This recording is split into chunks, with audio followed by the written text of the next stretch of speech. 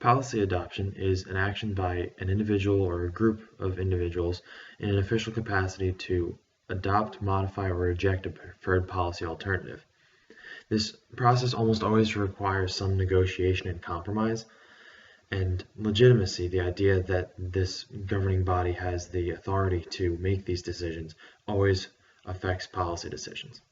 There are several different theories of policy adoption. The first is rational comprehensive theory, which basically states that decision makers need to examine all possible alternatives and all of the consequences of those alternatives and compare each of these pairs to determine what the best solution to the problem is.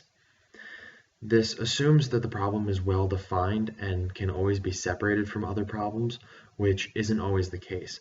This also assumes that there is enough information available to make accurate predictions of the consequences of a policy decision. Now, this also isn't always the case.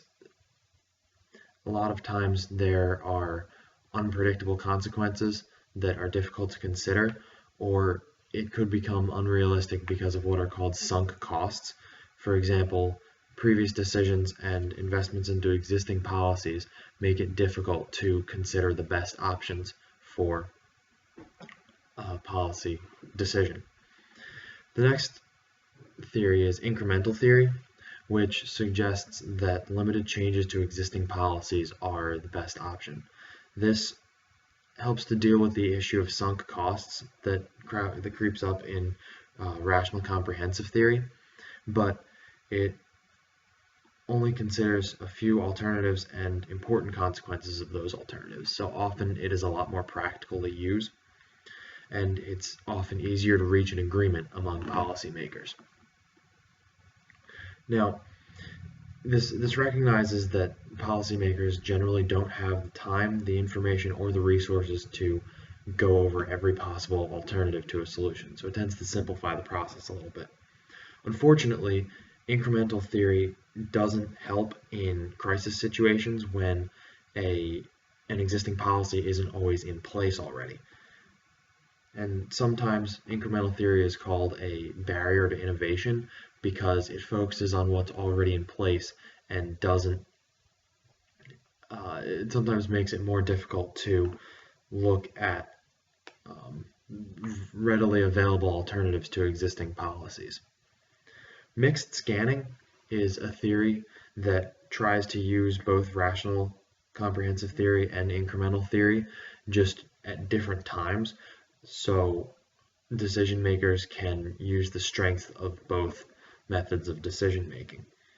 For example, the Council of Economic Advisors, when looking at the state of the national economy, looks at the big picture and uses incremental theory when looking at general policy, but also looks very closely at trouble spots in the economy, using more of a rational theory, looking at all of the different alternatives for dealing with a problem. There are many criteria for making decisions, and these criteria and reasons for decisions are frequently documented in the congressional record.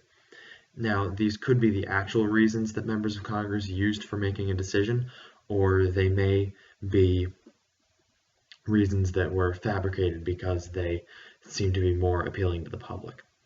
One of the main criteria for making a decision is values. They help politicians decide what is good and bad, what's desirable and undesirable. Now, there are several different kinds of values. Personal values, so what the politician individually believes, often come into play, but there are also agency values, so members of an agency most likely believe in the mission and the purpose of that agency, so that can sway some policy decisions. There are also values that are consistent with existing policy. There's some ideological values which deal with how the politician thinks the world should work. There are also party-based values, so each party has its own ideas and values. And then constituency interests are often considered a value. Public opinion is also an important part of the policy-making process, or the policy adoption process. This can come from letters to officials, letters to the editor, interviews on radio talk shows, television shows, things like that. But the most common method of measuring public opinion is through opinion surveys, where individuals are asked questions whether they support certain policy options or general things like that. Opinion surveys are very useful for gauging the big picture to see if the public is generally in favor or against a certain policy option, but it doesn't give any information about the depth of the public opinion or the intensity of someone's opinion. So whether they feel very strongly about something or generally ranking different policy alternatives. It's generally most people use focus groups with a significantly smaller group of people to try and determine the depth and intensity of someone's opinion. The issue with using public opinion in the decision-making process is that it is easily manipulated by officials through controlling news releases and other media outlets. So if the public is only given a small picture of the available information, public opinion can be swayed to whatever a certain group or official's preferred option is. And public opinion is generally at odds with well-funded lobbying. A good example of this is proponents of gun control legislation are generally very popular in public opinion, but the National Rifle Association puts a significant amount of money into lobbying to make sure that gun control isn't really a part of the agenda. The public interest is also very important in the decision process, but it can be very difficult to define and especially differentiate between public opinion and public interest. The idea I got from it was that public opinion was what people thought of the different policy alternatives and things that are on the agenda right now, where public interest doesn't necessarily look at what's on the agenda, but looks at what people want to see the government doing. And using the public interest is difficult and often needs some kind of organization and procedure to balance competing interests and resolve issues and compromise between different styles. There are several decision-making styles. I think the most important of which is bargaining, which is basically two or more individuals or groups adjusting their partially inconsistent goals to try to reach a solution that is mutually acceptable but not ideal for either party. The fact that the Constitution splits power among multiple different governing bodies necessitates bargaining in almost every step of the political process. Persuasion is another decision-making style, so instead of changing my view on an issue, I construct an argument to try to convince others that my view is the best alternative. And this is generally used in debates, and often presidential meetings with congressional leaders will follow a very persuasive style. The president won't want to change his stance on an issue, so he will come and present an argument to congressional leaders to try and convince them to come to his side of the argument. The command decision style is when a superior tells a subordinate what to do. This can happen with individuals in terms of within an agency. A manager can tell a lower employee what to do, but this is also used on a larger scale. For example, the Office of Management and Budgets uses the command decision-making style to manage agency appropriations requests before passing them on to Congress. Majority building isn't so much a decision-making style, but it is very important in the decision-making process because there needs to be some form of majority put together at every point in time in the policy-making process. For example, there needs to be a majority in a subcommittee to approve something before it moves on in the process. There needs to be a majority for a bill to pass through the House and the Senate. There needs to be a majority, or more than a majority actually, to overturn a presidential veto if that is necessary.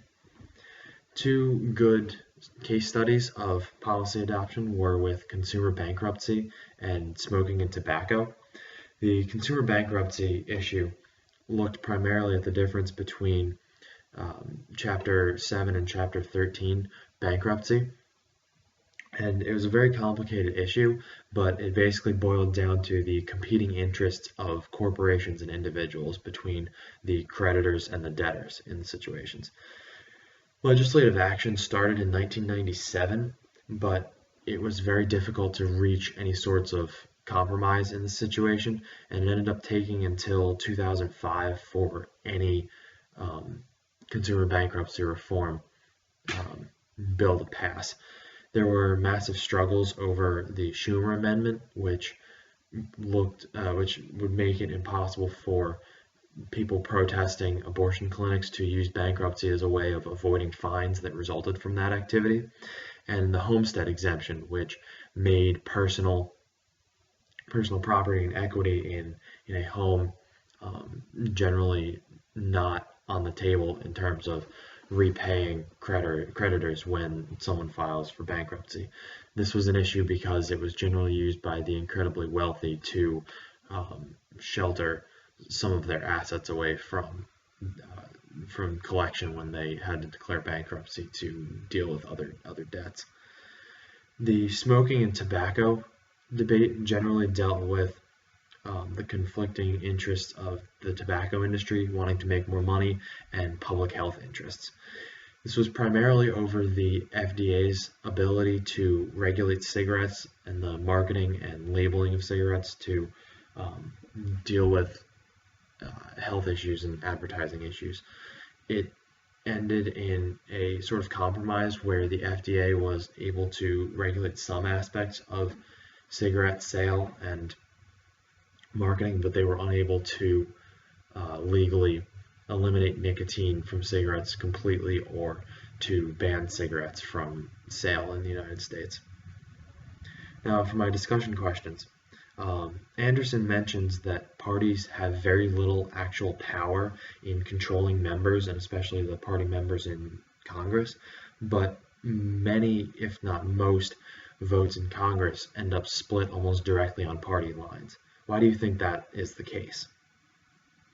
And then for the second question, I'm going to ask, do you think it's better for a conference committee to be formed to address conflicting differences between bills after they've been passed by the House and the Senate, or do you think it would be better to attempt to eliminate those discrepancies at an earlier point in the process, say when the bills are still being debated in committee? Thank you.